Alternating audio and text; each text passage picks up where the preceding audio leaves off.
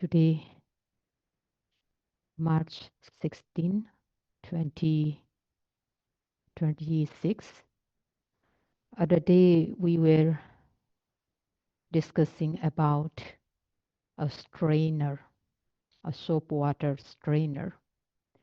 And the Buddha explained to Venerable Kumara Kassapa that soap water strainer is a 5 hindrances. When we pour water in that strainer, uh, the water will not remain on that. Every time when we pour water, it flows down. In the same way, when there are hindrances, we won't be able to do wholesome deeds, the wholesome uh, actions, because of those hindrances. So the Buddha encouraged to dispel those hindrances. And there are 5 kinds of hindrance. The first one is the hindrance of sensual desire, having desire for the sensual pleasures. The mind always looking for pleasurable objects, pleasurable visible objects, sounds, smell, taste, and touch, tangible objects. So this desire, it is a lobha, greed, and greed has a nature of attaching to something, sticking onto the object. Whenever there is lobha, greed arises, it the mind sticks to the object, and if that lobha, greed is very strong, then the mind sticks on the object, the desirable object, very firmly. Sometimes it will not be it will not be possible to remove the mind from that object, that sensual object. So sometimes the mind hold on to that object very firmly that if we try to remove remove our mind from that object, we might injure. We might injure. So that type of lobha, sensual desire on the objects, the 5 kinds of pleasurable sensual objects, is a very big hindrance, especially in developing the um, highest wholesome deeds like this vipassana practice. Therefore, um, this type of desire, if they occur in our mind, we have to dispel it instantly by observing it. First, we should, at the beginning, we should try to uh, close the sense doors. We should try to close the sense doors. There are 6 doors: eye door, ear door, nose, tongue, body door, and the mind door. And the Buddha encouraged the monks to close the 5 doors and just to keep opening one door, that is mind door. all five sense doors should be closed so that there won't there will not arise a desire for pleasurable sensual objects. Therefore, Venerable Katsayana also encouraged the meditators, the practitioners, that though you have a very good eye, you have to pretend like a blind. Though your ear is very sharp, you have to pretend like you are deaf, and so on. Keeping the mind door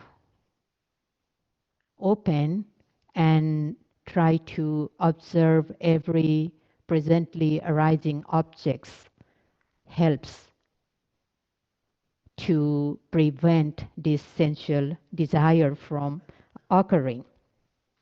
And this sensual desire sometimes occur again and again because we are paying um, unwise attention to the sense objects.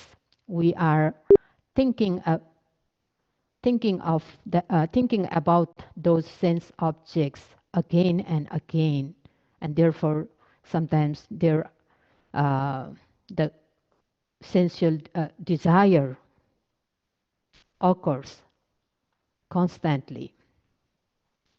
And this desire, kama chanda in Pali, it is a kind of bondage of the mind. Ceto Vinibandha in Pali, the bondage of the mind. There are five bondages of the mind, and if we have that five bondages, we won't be able to exert an effort in the practice. So the Buddha mentioned that there are five bondages of the mind, five kinds of Ceto Vinibandha. Um, though there are five kinds of bondages, but in the essence, that is just a sensual desire. And the Buddha explained that if one have a lust for sensual pleasures, if one has a lust for a desire for sensual pleasures, a thirst or a craving for sensual pleasures, then his mind does not incline does not incline to exert an effort. His mind does not want to strive, and so the mind does not want to exert an effort. The mind does not want to strive in the practice. Then that desire for the sense pleasures becomes a bondage of the mind. It becomes a bondage because one cannot exert an effort, means one cannot note or observe every presently arising objects. So that is the first bondage of the mind. And the second one, the Buddha mentioned that if um, we have a lust or desire or craving for our own physical body, when we have that desire too much, that desire means the too much consideration for one's own body, when we have that type of consideration for our own body, then we will not be able to exert an effort. So that desire is the second kind of uh, mental bondage. Too much consideration for the whole body, the entire body, or sometimes for the parts of the body, like hands, legs, head, and so on. When we have that too much consideration for our body, then we don't want to risk. We don't want to take any risk, because sometimes in the practice we might encounter many painful sensations. For the very beginners, they might have a very difficult situation in the practice, having pain here and there, sometimes the pain in the entire body. And when they keep on watching those sensations, painful sensations, they may find that those painful sensations increasing very rapidly to the unbearable level, so much pain. So when uh, a yogi experience that type of pain, sometimes he become very afraid, because he has so much concern for his body, his health, and he is afraid of any injuries. He's afraid of illness he might get from that painful sensations. So at that time, he dare not continue to observe. He becomes very afraid, and he just uh, move his posture. He just move his body. So this happens because we have too much concern for our own body, and that type of uh, lust or craving for our own body is the second kind of the bondage of the mind. And the third bondage, the Buddha mentioned that the desire for the external visible form, desi- desire for external visible objects, lust for the visible form, rupa. But this is not the internal body or our own body. This is the external objects. And these external objects, it could be living beings or non-living beings. So sometimes we have a lust for other living beings. We have a craving. We have too much attachment to other living beings or non-living beings. Something very um, beautiful, very agreeable objects. So having lust for those external visible objects is also a bondage of the mind. This is the third kind of bondage. And the fourth one is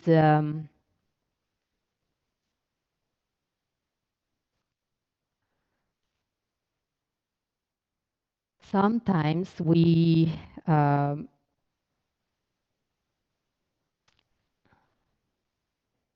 we eat too much. And after having the full belly, then we become very dull. And at that time, we just want to take rest. We feel sleepy, we just want to take rest, and we are lying down on the bed, and uh, we feel very sleepy, and sometimes we just rolling we are just rolling on the bed. We don't want to get up. We just want to enjoy lying down in the bed because of this belly, because of the f- we eat too much, and our stomach becomes very full. So that brings laziness. So we don't want to get up, just want to lie down in the bed all the time. Sometimes, even though we are not very sleepy, but we still do not want to get up. So that type of uh, desire for resting is also a kind of bondage of the mind. And the fifth one is desire to reborn in the Deva world. We do wholesome deeds, different kinds of wholesome deeds. We do dana, we observe sila, morality, we practice meditation, both samatha meditation and vipassana meditation. But our goal of our goal of performing those wholesome deeds is to reborn in the Deva world. So we have a desire, we have an attachment, we have a craving of these uh, sensual pleasures in the Deva world. And that type of sensual desire is also a kind of bondage of the mind. We think that this practice, sometimes some people, though they are doing this practice of three trainings, morality, concentration, and wisdom trainings, but their goal is not to liberate from the sufferings of samsara, but their goal is to reborn in the Deva world. So, because of having that type of craving, sometimes they do not practice very diligently. They do not exert an ardent effort that is very crucial for this vipassana practice. So this becomes a bondage of the mind, ceto vinibandha. So if our mind is binded by these five kinds of bondage, then we will not be able to exert effort. We will not strive hard in the practice, which is very necessary. So, sensual desire, yeah, lobha, um, greed, attachment, a thirst for sensual pleasures, that has to be abandoned, that has to be dispelled. And there are many ways of there are many ways to dispel this sensual desire. Some some ways so that we can contemplate.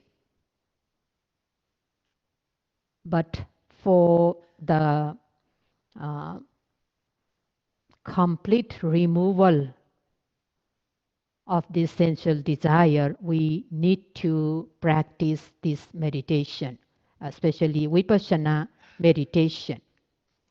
And we should not pay a frequent, unwise attention to the sensual desire and the desirable objects.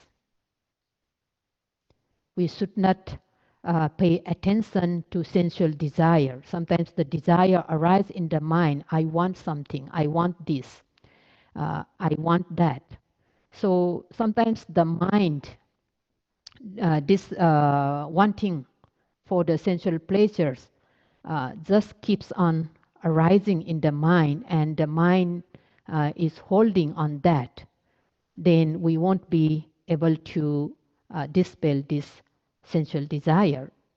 And sometimes we are paying much attention to the sensual objects.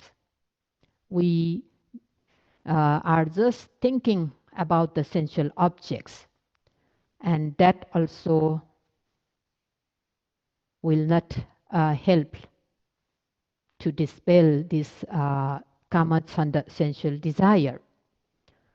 There are many causes, many ways to dispel, and one of them is to control our sense doors. Just now we uh, discussed that there are 6 sense doors. We need to keep those doors um, secure so that sensual desire will not get a chance to enter into our stream of consciousness. If it enters, then we have to note it immediately before it stays there for a long time. Otherwise, this sensual desire becomes a big hindrance for our practice. And we won't be able to continue this highest wholesome deed. And this sensual desire, this lobha, greed, um, if we want to eradicate it completely, we need to attain path knowledge. And there are 4 path knowledge. Only the 4th one, the arahata, the 4th one, the last one, the 4th path knowledge is able to will be able to destroy it completely. And the second hindrance, vyapada nivarana, the hindrance of hatred, hindrance of anger, and we have already discussed about this hindrance. Uh, the hindrance of anger, aversion, or dissatisfaction.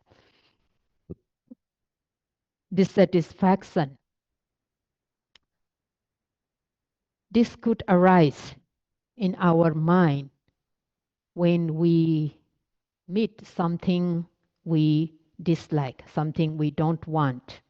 Uh, when this type of hindrance of anger, it arises in the mind, we won't be able to see the things very clearly. So this is also the poison for our mind. This poison need to be dispelled by observing it immediately. First, we need to control ourselves, and while controlling, if it still appear in the mind, then we need to note it immediately, so that this anger will not get a chance to remain in the mind.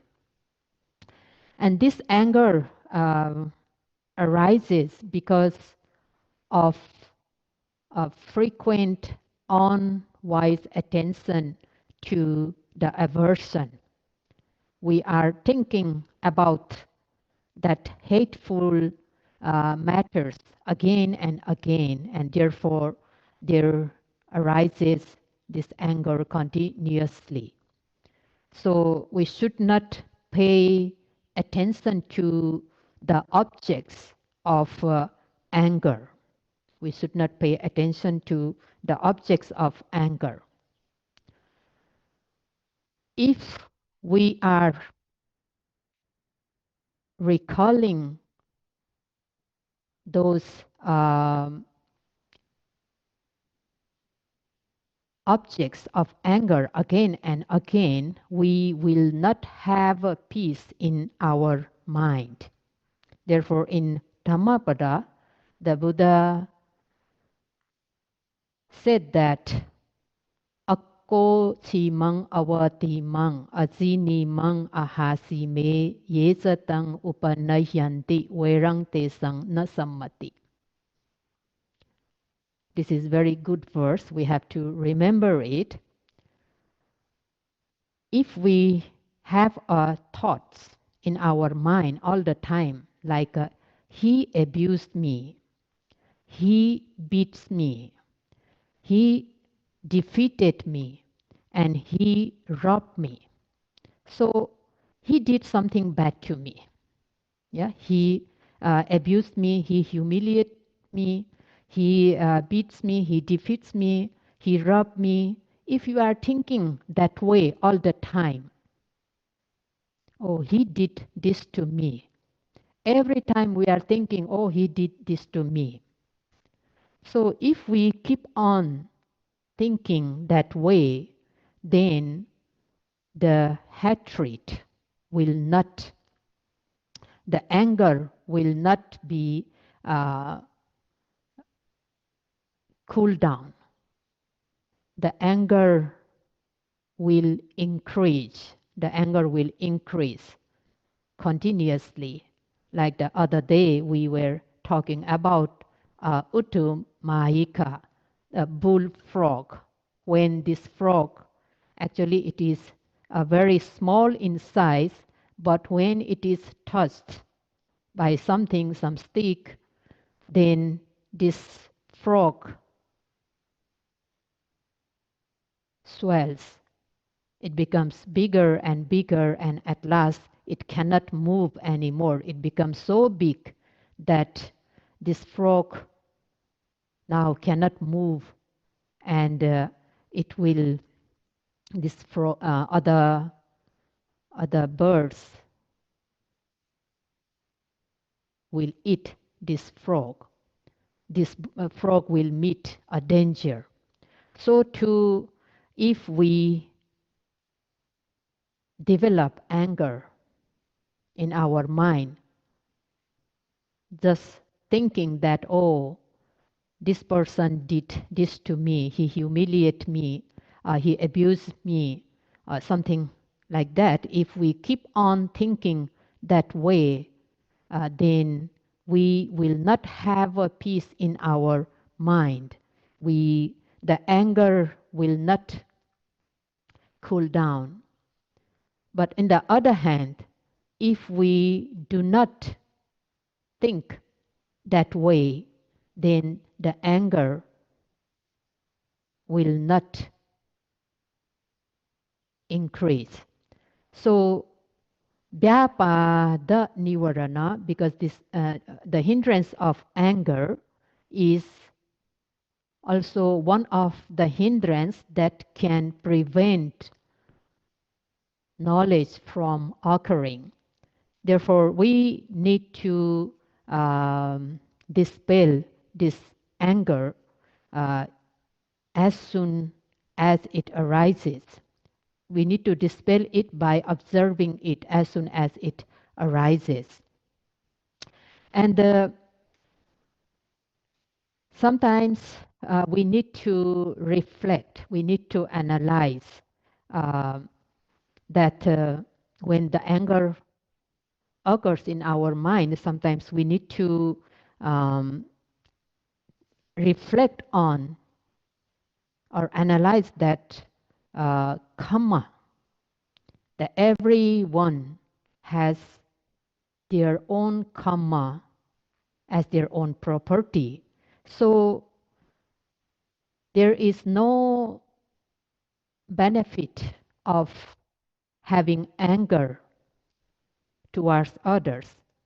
And if the anger appears in the mind, that anger torture us in the first hand. Like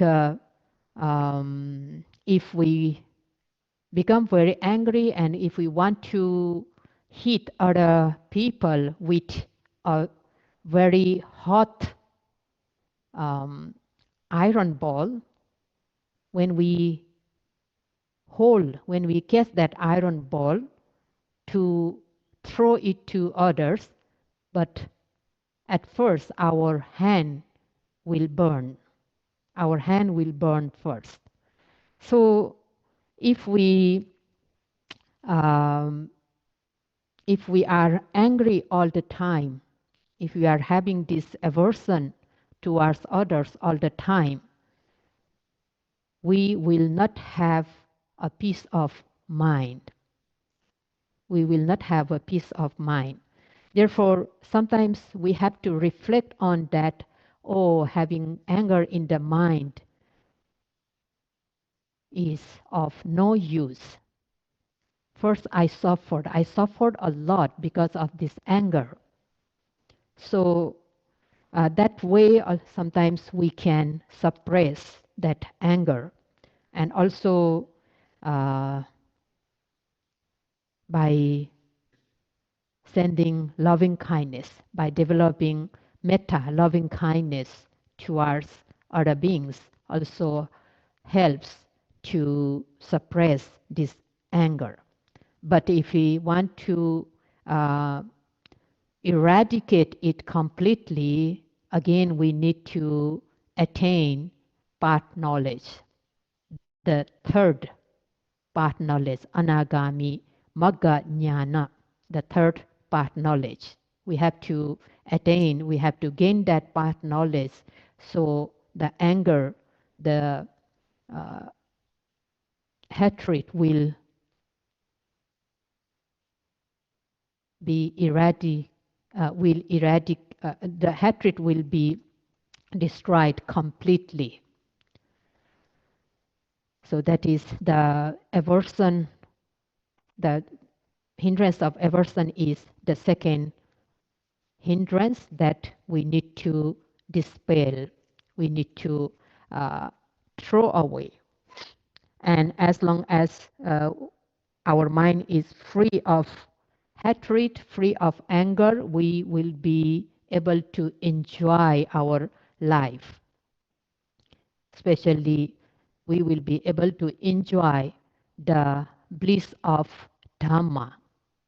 If anger is there all the time, uh, we won't be able to enjoy the bliss of Dhamma, Dhamma Sukha. We won't be able to enjoy that. It is like when we are sick, we won't be able to enjoy very delicious food because of that sickness.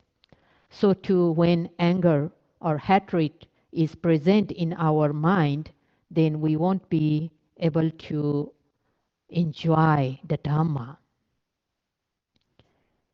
And the third hindrance is tina mitta, nivarana, that is the hindrance of sloth and torpor. Tina mitta,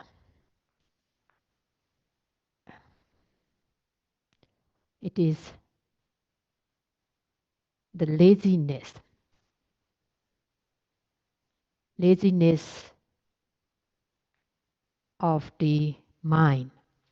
When Thina Mitta is present in our mind, we become very lazy. The mind become very sluggish. The mind does not want to exert effort. The mind will not be able to exert effort in the practice because the mind is uh, very dull. We feel very exhausted, very tired. There is no driving force. There, no driving force. We cannot send our mind to the objects arising at that very moment. Sometimes we feel very suffocated, and the mind is so thick and frozen that we cannot do anything. We cannot move our mind to the objects. So the lack of driving force in the mind, that is tina, and the feeling of exhaustion, the fatigue, is metta. So when there is tina mitta present in the mind, we cannot see the things clearly. The mind is clouded. We cannot see the things clearly. So it is compared with um, water with moss. When there is a moss in the pond or in the lake, we cannot see the things beneath. So too, when the laziness, this tina mitta, uh, present in the mind, we won't be able to see the things clearly. We even won't be able to push this mind towards the objects. We feel very heavy, very dull. And we are, when the Thina Mitta is present in the mind, we are not happy in the field of Dhamma. We are not happy in doing the wholesome deeds, especially the highest wholesome deeds, the practice of samatha vipassana. We feel very lazy, very unhappy practicing this vipassana meditation. So that is the nature of Thina Mitta. And we feel physically very lazy, and we will be yawning all the time because of that lazy mind. We will be yawning, and the body will not be in still position. We will be moving our body all the time. We will be bending the body in front or sometimes at back or sideways, always moving. We won't be in a steady position. And the mind and the body both will not be very quiet. And sometimes we feel very drowsy, especially after meal. We feel very, very drowsy, very sleepy because of the full belly. And sometimes the mind is not uh, flexible, the mind is unmanageable in the work of observing the objects. The mind is very inactive. The mind is very dull, very slow, very inactive. So we feel we are not healthy, we are very unhealthy. The unhealthy feeling in the mind. And because we are not happy in our job of noting the presently arising objects, we do not want to continue practice. We are not interested in the current job, and we are looking for something new. We are longing for something new because of that unhappy feeling in the mind. And therefore, we cannot keep this body in the straight position. We cannot keep this body straight and firm. We are slackening. And the body, just now we said the body sometimes move in forward or backward or sideways, moving all the time. And sometimes our body uh, is like a bat hanging in the tree. So body is not firm and straight. Body is not upright. It is very difficult to keep this body upright and quiet because of that tina metta, and we feel torturing. Uh, so this type of tina metta nivarana is also a very big hindrance for the practice. It is very big hindrance to develop concentration and wisdom. And because we are overwhelmed by this tina mitta, we won't be able to enjoy in this practice. We won't be able to gain the blissful state of the practice. So this tina mitta also very big danger, and therefore whenever we we experience this tina mitta, sloth and torpor, we have to note it immediately. Then only we will be able to dispel this tina mitta, sloth and torpor. And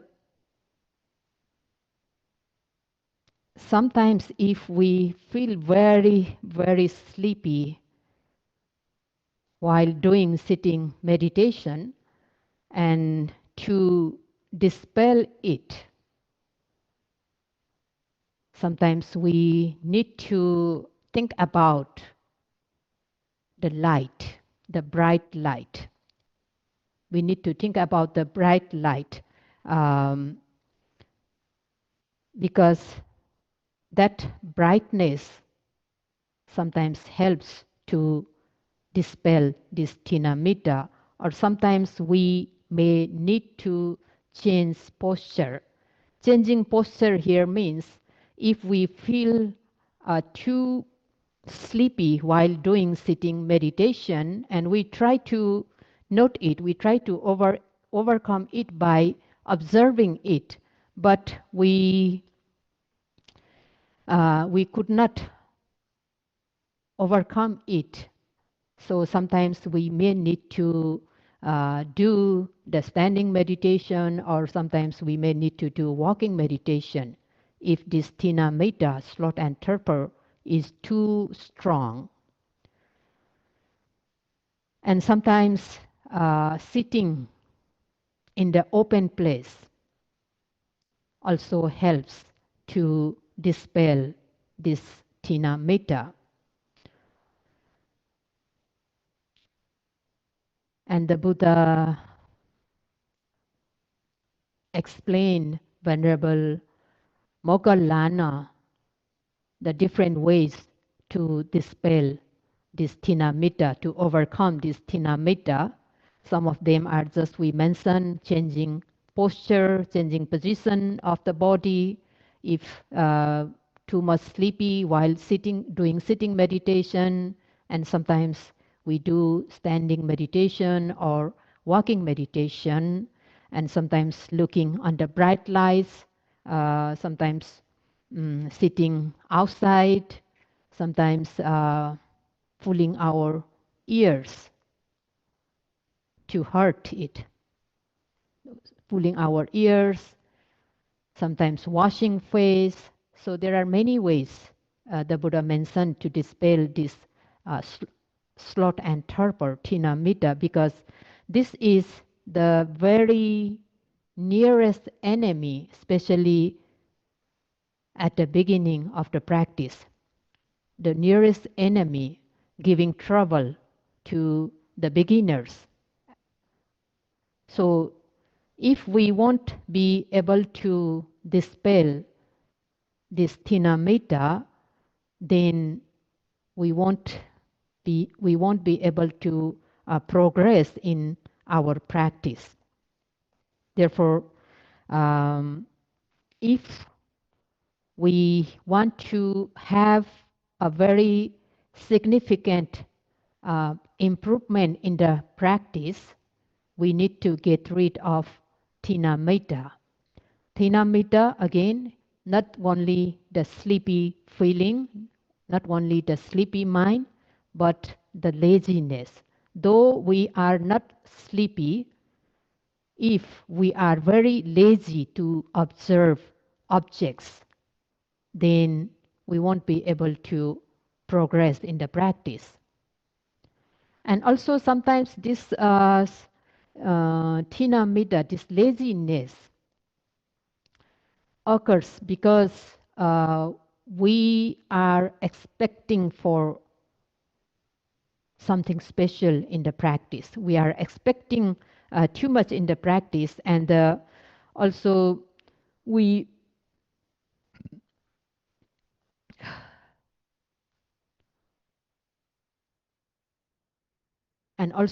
sometimes we become lazy because we think that my practice is not good, my notings are not good. We are judging ourselves, and the mind wandering a lot. So we are not interested in the practice because we don't see any progress in the practice. Therefore, we should not judge ourselves. Yeah, we should not judge our practice. We should not analyze of the practice. We should not do anything in the practice. Just keep on noting whatever arising at that moment. Therefore, not only sleepiness is tina mitta, but also laziness, not wanting to observe the objects, not wanting to continue the practice, is also tina mitta, sloth and torpor. Therefore, we should not check our practice. We should not examine. We should not recall our previous experiences too. We should not compare our practice now and then. So we should not do that. If we keep on doing that, we lose our mindfulness for quite some time, and sometimes we do not get the answer, do not get a solution, and sometimes we feel, oh, my practice is same all the time. Then we lose interest in the practice, and we don't want to continue this practice anymore. Therefore, this tina mitta, the hindrance of sloth and torpor, whenever they appear, we should dispel them by observing it. And at the beginning, we should try to prevent it from occurring. We should try to prevent it from occurring. And if this tina mitta continues, then we won't be able to do this wholesome deed. So that is the one hindrance out of 5. And we will continue about other hindrances next day. That's all for today.